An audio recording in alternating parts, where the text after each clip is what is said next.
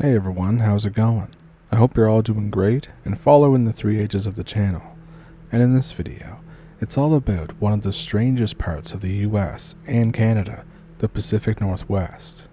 If you're curious at just the vast distance that the Pacific Northwest covers, it includes places like Oregon, Washington, Idaho, Montana, Wyoming, British Columbia, and Alaska. So with such a vast distance, there's bound to be some strange stuff going on. And I think Twin Peaks takes place there too. But if this sounds like something you're interested in, pull up a stump with me and let's get into it. Thank you for watching. A sibling of mine and his wife went hunting during the start of COVID-19 at some closed campground. There wasn't anybody around for miles, mostly because they weren't supposed to be there in the first place. They go to a trail that they've been on before. Immediately, my sibling felt as if something was different, something was up.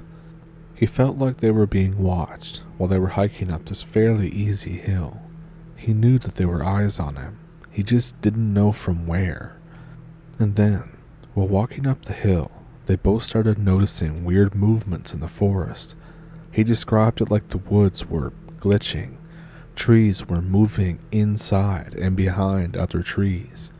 But still, they kept going forward, until they couldn't anymore. Right in the middle of the path was a stack of trees, too high to go over, and spread all the way to the tree line on both sides. If they wanted to continue, they'd need to go into the forest and around the stacked branches and trunks. As soon as he realized that the trees had been snapped at roughly head height, he and his wife turned around and headed right back down the hill that they came from. A quick, straight up and straight down incline. But that's not what showed up on their trail app. They checked their phone in the car immediately after getting down the hill. The app said they went up about a quarter of the way, made a sharp right, and then went back to the trail immediately, and then went up the rest of the hill, jumped in elevation by a good couple 100 feet, like they had been throwing their phone in the air as high as possible while walking. They still don't really have an explanation for any of it. They've gone back to the trail and it was normal. Super weird.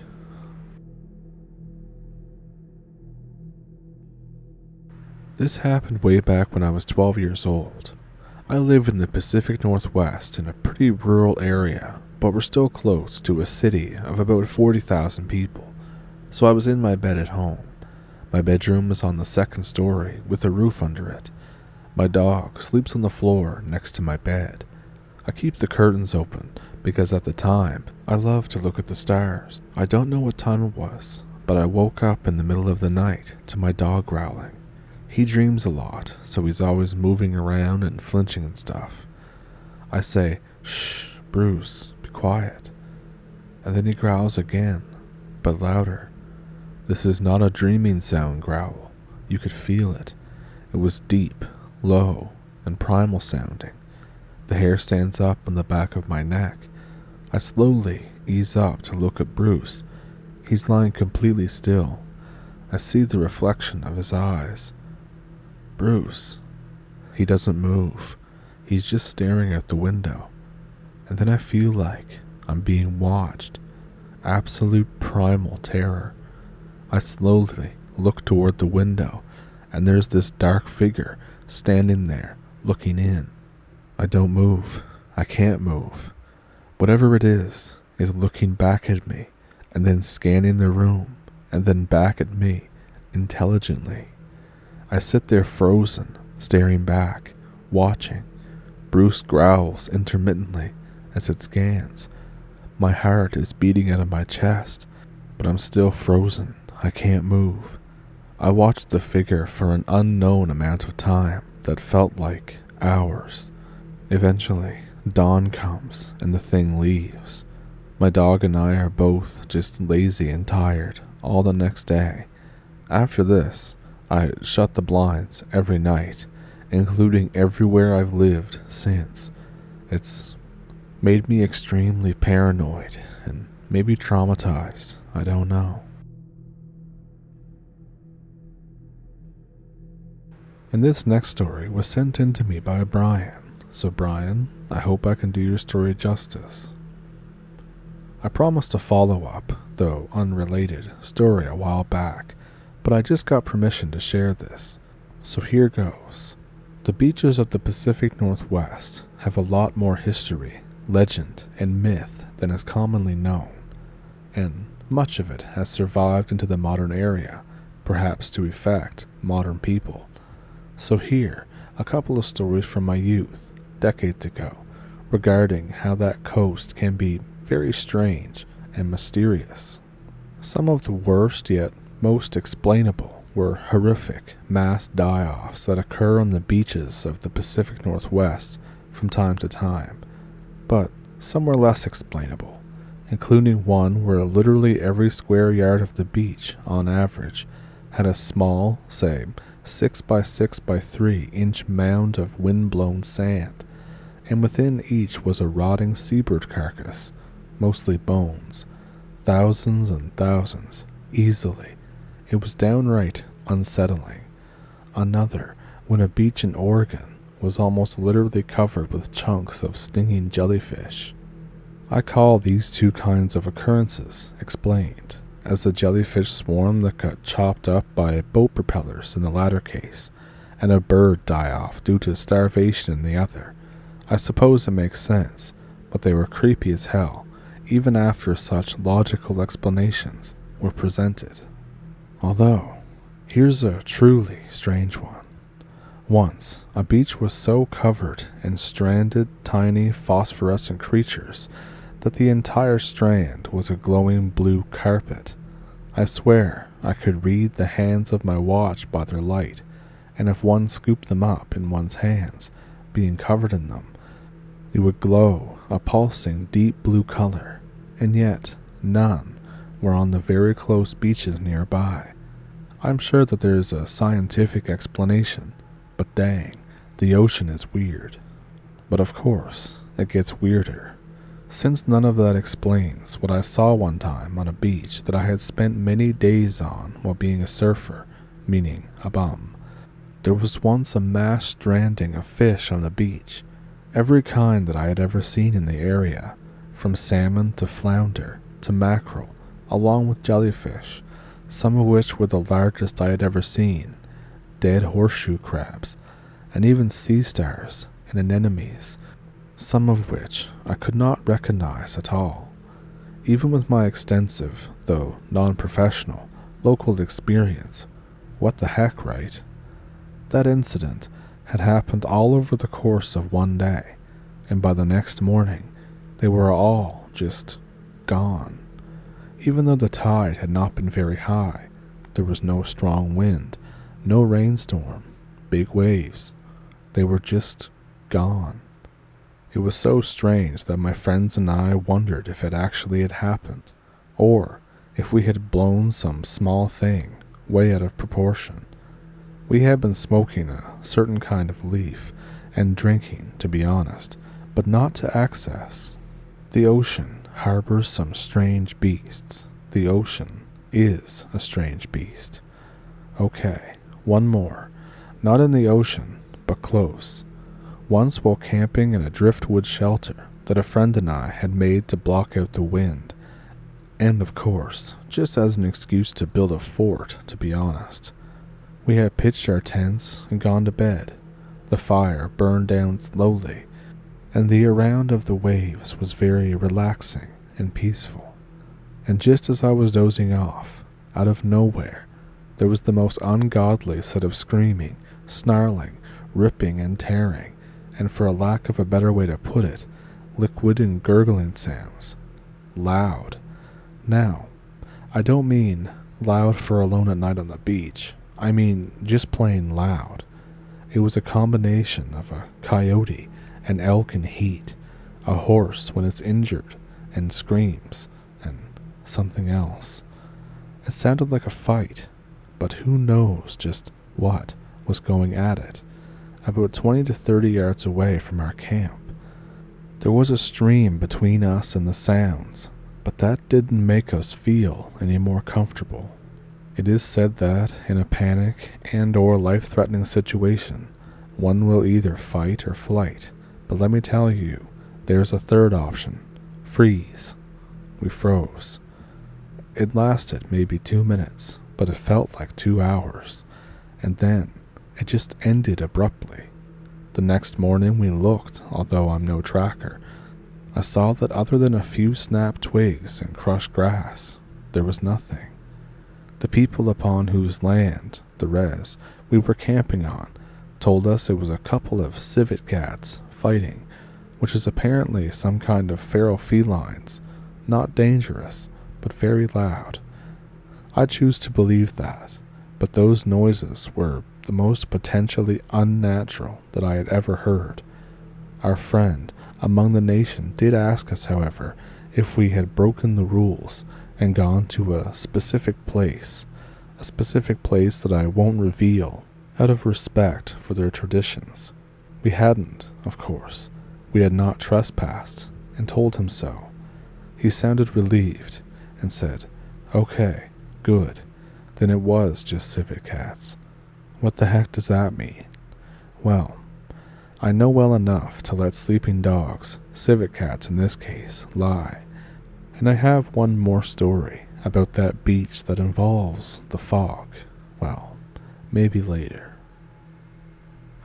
So thank you to Brian for sending those in, and I hope I could do them justice.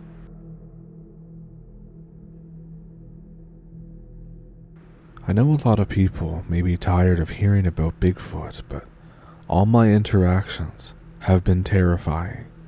I hate all those Bigfoot experts, quotes, attempting to look for it like it's a ape. It's not an ape. They are like people. They will know you are there well before you know they're there. Most of the times, they just try to scare the ever-loving shit out of you. I went hunting this one time near Crater Lake with elk tags a few years back. It was a pretty remote area. I hiked about 5 miles off an old logging road, not some populated campground. It was about 10 at night.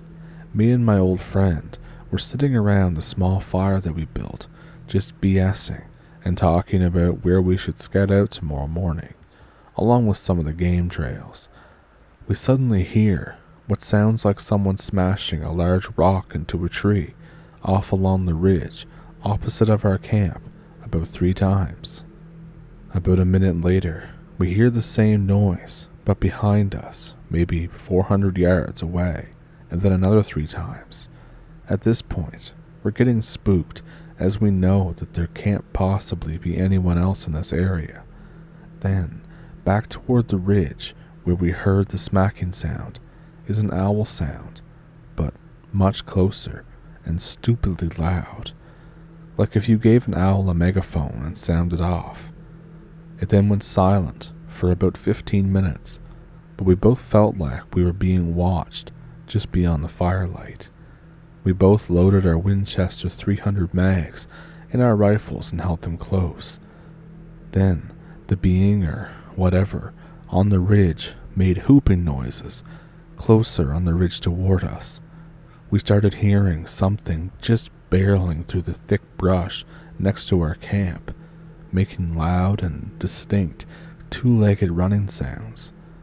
Most animals like bear, elk, or deer have a distinct running pattern, different from, say, us humans, with our right left, right left, right left sound. The footfalls were so heavy that I could feel them in my feet on the ground. Eventually, it went quiet for a while, like disturbingly quiet, and we both confirmed that we had the sensation that we were being watched. By this point, we were both exhausted and terrified, and we were hoping that this was finally over.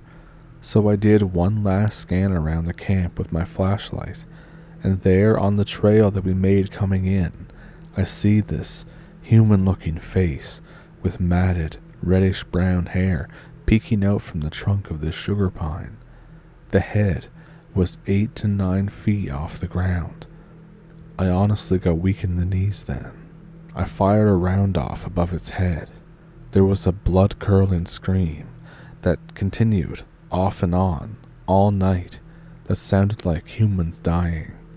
It was too late to even attempt to hike back, so my buddy and me literally just collected as much wood and made the biggest fire we could and stayed up all night.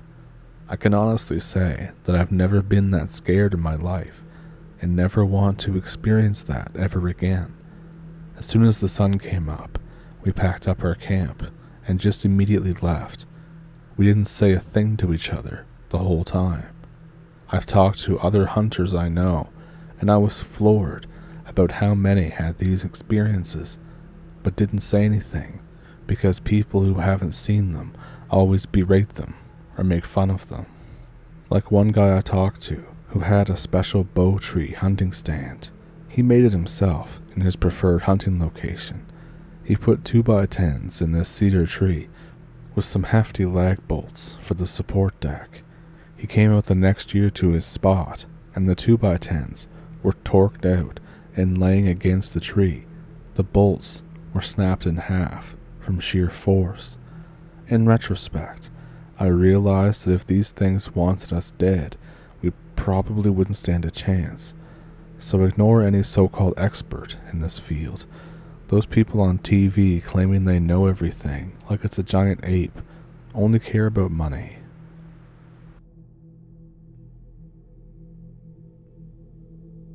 So I don't really care if anybody believes me or not, but here's my story. It was around 11 p.m. or so. I was driving home after a house party. This party was held near a huge lake in the middle of the woods, so driving back through in the dark was hell due to the foliage. My brights have been screwed up for a few days now. I didn't have time to see a mechanic about it. No brights equals I can't see anything that's up far ahead. After about 5 minutes of driving, I look out my window and I see several white dots deep in the woods. All of them seem to be floating above the tree branches. My first thought was fireflies, since it was the summertime.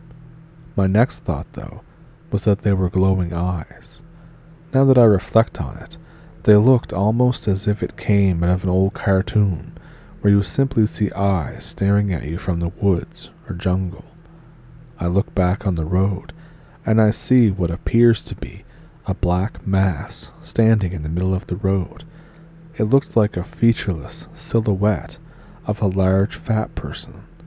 Before I can react, I plow through the thing, going 55 miles per hour. It goes right over my hood, cracking my windshield in the process, and goes over my car. I slam on the brakes. I look in my rearview mirror, trying to make out just what the hell I hit. There's a small pool of liquid, similar color to the body, that begins forming around it.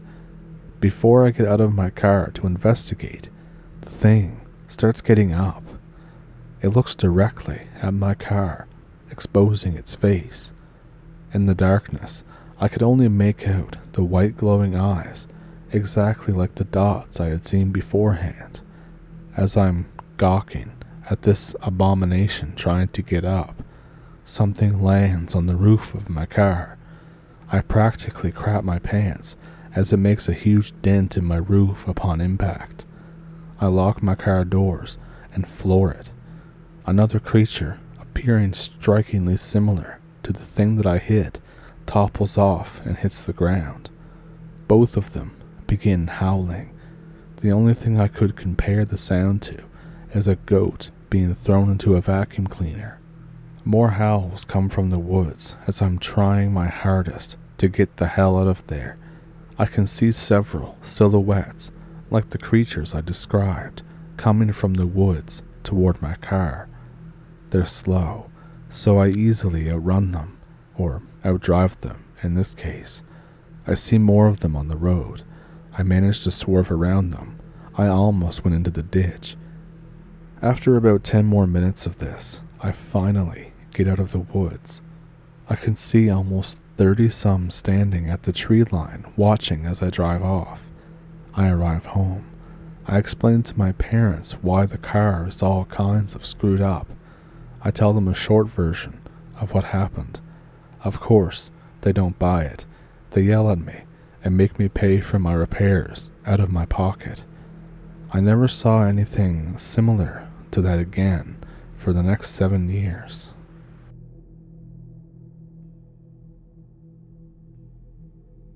So if any of those encounters and stories stuck out to you, let me know which one it was down in the comments.